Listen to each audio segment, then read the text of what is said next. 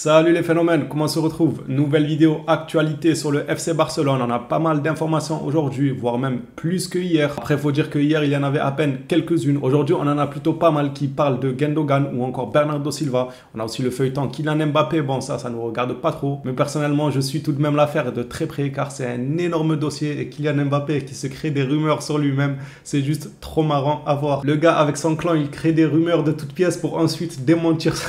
C'est juste incroyable, mais bon, je pense que la plupart, vous êtes au courant. On va se concentrer sur les actualités qui concernent le FC Barcelone. Si le contenu te plaît, n'hésite pas à me le faire savoir avec un petit like, un petit abonnement. Et on va commencer sans plus attendre. Avant de commencer, j'ai totalement oublié, mais on a pété les 50 000 abonnés. Et pour ça, merci à tous. Franchement, j'avais même pas vu ça. Je crois que la vidéo d'hier, lorsque je l'ai sortie, on avait déjà 50 000 abonnés, si je ne dis pas de conneries. Mais je ne l'avais pas vu. Quand j'ai tourné ma vidéo, tout ça, je n'avais pas vu à combien d'abonnés on était exactement. Eh bien, on est à 50 000, un peu plus même. Merci à tous pour votre soutien, ça fait extrêmement plaisir.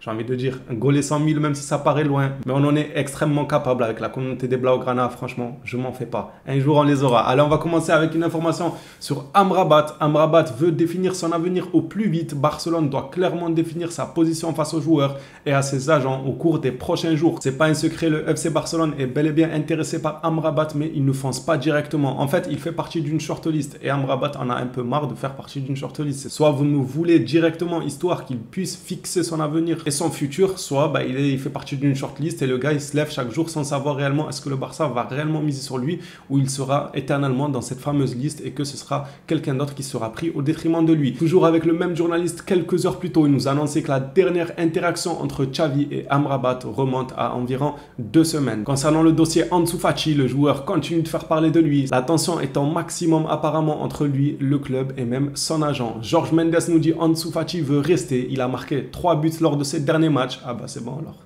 C'est bon, s'il a marqué 3 buts lors de ses derniers matchs, les gars, il peut rester. C'est l'un des meilleurs jeunes joueurs du monde. Il gagnera le Ballon d'Or un jour. Bon, j'ai hâte de voir ce jour-là. Bien évidemment, en tant que Blaugrana, c'est tout ce qu'on lui souhaite, que Fati retrouve la confiance, qu'il nous montre ce qu'il nous avait déjà montré par le passé. On a hâte de voir ça. Seulement, on est le Barça. S'il ne montre pas ça, on ne va pas le garder éternellement jusqu'à ses 35 ans. Comme ils ont fait les voisins avec, comment il s'appelle, Asensio. Ils s'en fait pareil. Un éternel espoir. Il va revenir, il va revenir, il va revenir. Il n'a plus été du même niveau qu'à ses débuts. Je ne souhaite pas cette tournure-là de carrière pour Ansu Fati. J'espère qu'il réussira à se reprendre. Mais le dossier est très compliqué car le joueur, lui, ne veut pas partir et il y aurait une tension maximale entre Jorge Mendes et Ansu Fati. L'agent a promis au club, donc au FC Barcelone, qu'il trouverait un nouveau club pour vendre le joueur. Mais Ansu refuse de quitter le FC Barcelone. Toujours avec Jorge Mendes, on lui a posé la question sur Ruben Neves. Il répond tout simplement « Calmez-vous ». Mais calmez-vous de quoi? T'as cru c'était Mbappé? On se calme, on est très calme.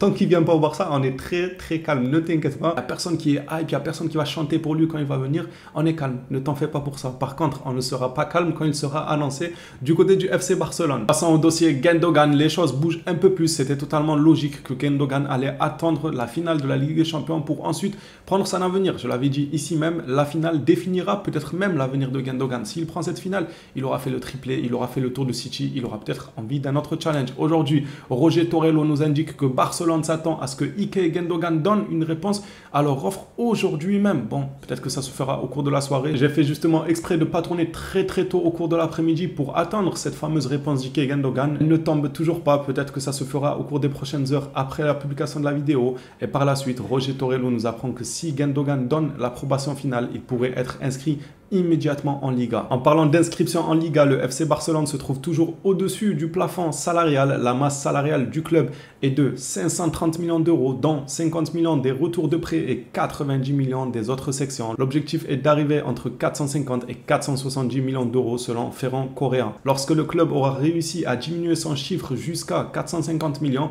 on sera alors en 1-1, un joueur qui quitte pour une arrivée. Du nouveau sur le dossier d'Est, selon Beniyad, le club n'exclut pas que d'Est puisse rester en l'absence de solution concernant son départ. Oh misère de misère, il va rester avec son gros casque sur la tête en écoutant de la musique dans les vestiaires.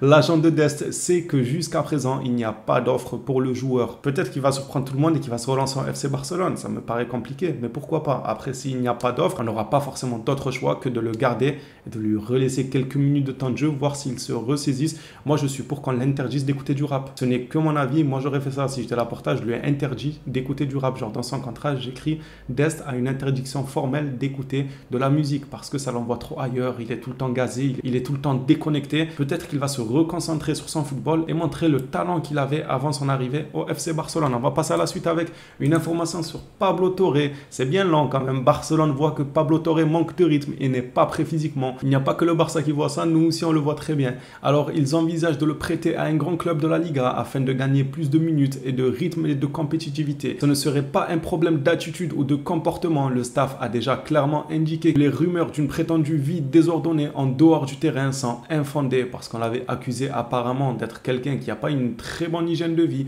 Pablo Torre vit avec sa mère à Barcelone. L'information qu'il y a eu de lui est qu'il est un garçon très professionnel en ce qui concerne sa façon de se comporter en dehors du terrain. Ces informations nous viennent de FF Polo. Alors pour le début du texte où on nous explique que le joueur va partir en prêt, c'est pas un secret, on le sait tous depuis maintenant plusieurs jours. Par contre, c'est bien qu'ils viennent un peu démentir cette rumeur-là qui commence à courir comme quoi il aurait une mauvaise hygiène de vie. Après, même si ça s'avérait être vrai, je comprendrais du coup les choix de Xavi de ne pas le faire jouer. Peut-être si Xavi a eu des échos de ça, comme quoi le joueur n'avait pas une superbe hygiène de vie, peut-être qu'il a décidé de le punir en ne comptant tout simplement pas sur lui. Mais à l'heure d'aujourd'hui, FF Polo nous indique que c'est totalement faux, que le joueur aurait une bonne hygiène de vie et qu'on a menti. On enchaîne avec le jeune talent qui va rejoindre le FC Barcelone incessamment sous peu si tout se passe bien. Mikhail Faye, le jeune défenseur sénégalais dont on a parlé hier, signera au Barça pour 1,5 million plus bonus. Alors hier ça parlait de 5 millions, aujourd'hui on parle de 1,5 million. Les négociations se sont super bien déroulées apparemment. Après c'est plus bonus, peut-être que les 5 millions dont on nous parlait hier, justement on les atteindra avec les bonus. Dans tous les cas, moi j'ai déjà donné mon avis sur le dossier et je trouve qu'il faut absolument tenter ce genre de petits joueurs comme ça, de petites pépites qui commencent à se faire des petits noms à gauche à droite. Ne pas hésiter à claquer 5 millions, 6 millions, 7 millions, 2, 3 millions voire pour voir un peu comment ils grandissent. Je pense pas que tu perdrais grand chose. Un joueur que tu as acheté à 1,5 million plus bonus, je pense qu'il fait 2 saisons au Barça, tu peux le revendre à 5, 6 millions, 10 millions. Ça c'est dans le cas où il ne progresse pas, ou ne performe pas. Il y aura toujours un club qui viendra mettre 5 millions sur lui. Donc tu n'y perdras pas forcément grand chose, mis à part son salaire peut-être, et encore ça dépendra de ce que le joueur fera rentrer comme argent. Et pour terminer cette vidéo, on va terminer avec une information sur Bernardo Silva. Selon Matt Moretto, avant la finale de la Ligue des Champions, le PSG aurait proposé à Manchester City de signer Bernardo Silva. Le joueur n'y voit pas si clair, il a des doutes sur ce transfert, il aimerait venir en Espagne, mais pour le moment c'est impossible car il y a aucune offre. Est-ce que le Barça finira par faire une offre pour Bernardo Silva? Je rappelle que City en demande 87 millions. C'est quand même énorme. Moi, je vois bien le Real Madrid rentrer dans la course. On n'a pas trop entendu du côté du Real. Et je vois bien le Real vouloir remplacer, par exemple, un départ de Modric. Modric qui part, Bernardo Silva qui le remplace, ça serait monstrueux pour eux. Donc le Barça là, il faut accélérer un peu pour pas laisser Bernardo Silva du côté du Real Madrid. Voilà les Blaugrana, cette vidéo actualité touche à sa fin. Encore un énorme merci pour les 50K. Ça fait extrêmement plaisir. On s'attrape à la prochaine vidéo sur le FC Barcelone. D'ici là, prenez soin de vous les fénons.